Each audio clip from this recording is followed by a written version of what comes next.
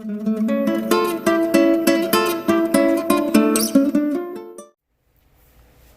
back sa aking channel. So ngayon gagamit ako nitong maliit na trap para panghuli ng daga. So meron akong ginawang video dyan, yung sa malaking trap, kung paano maglagay ng pain or ng bait.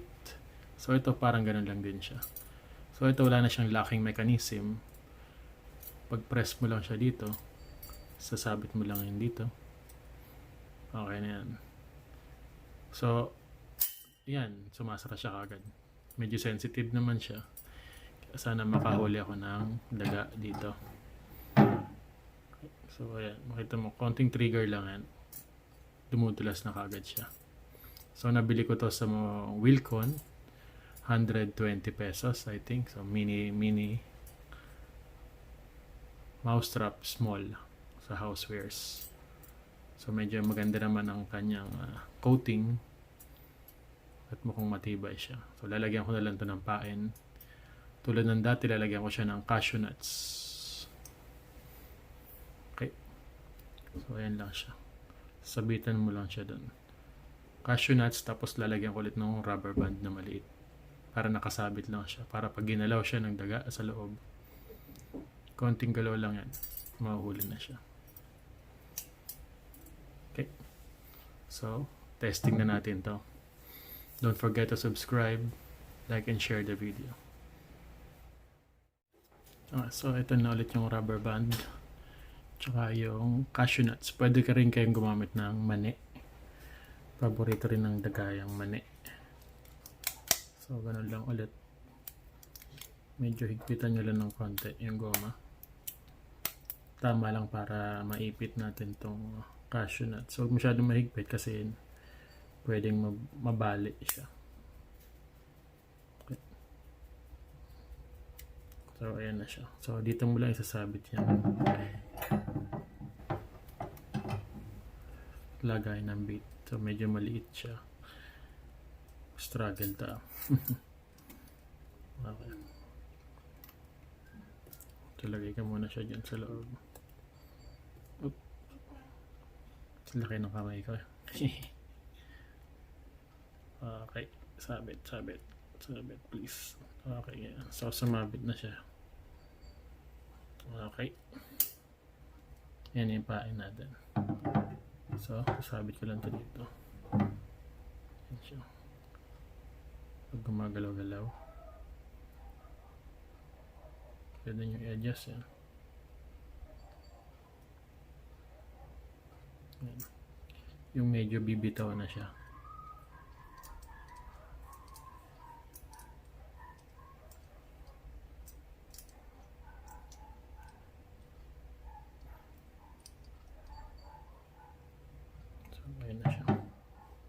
So hopefully makahuli tayo ng maliit na daga.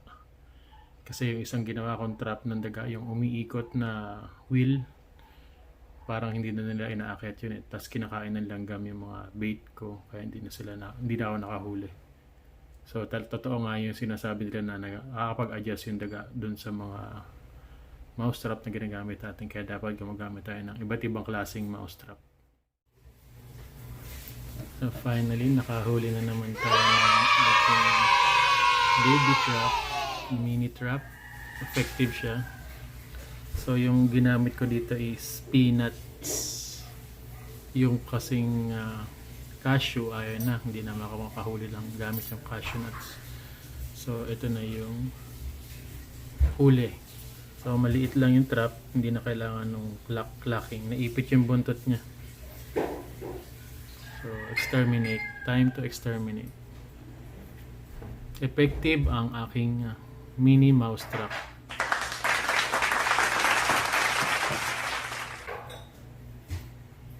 Took me around 4 days bago siya nahuli. Yan siya. Sorry.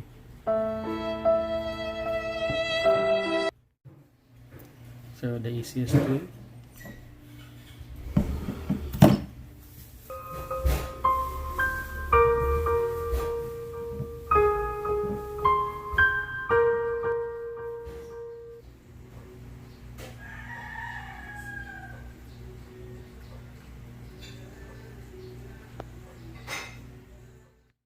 pagkakagawa niyan. So, ang pinakamagandang pain na pwede mong ilagay is peanuts. Ito. Mani lang. Mani. Kalahati lang. Pwede mo siyang isabit dito sa may likod. Ayan. Inipit ko lang to dito sa likod. So, ilak natin. Ilalak ko lang to. Medyo malaki kasi yung kamay ko, mahirap ipasok. Okay. So mahilig ang daga sa mani. Kaya mayroon kayong mga mousetrap na peanut scented. Ayan, iangat mo lang yan. Sipit mo lang yung mani dyan. Maganda rin sa mani, mas matigas siya kumpara dun sa kasoy na ginamit ko. Yung kasoy kasi medyo malambot yun. So ayan lang siya. Nakaipit na yan dyan. Medyo firm na yan. So konting galaw lang ng dagayan dyan. Huli yan. Ayan. Tapos adjust nyo lang din to. Medyo yung konting kapit lang. Para pag nagalaw yung trigger, marirelease siya kagad. May mga part na madulas yan. Ayan. So ayan. Tignan niyo pag gumagalaw. Hindi siya nare-release. So hanapin niyo lang yung point na konting galaw lang marirelease na siya.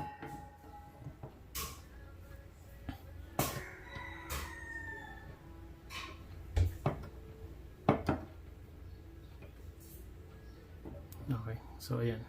So set ko ulit to, baka may mahuli ulit akong daga. Thank you.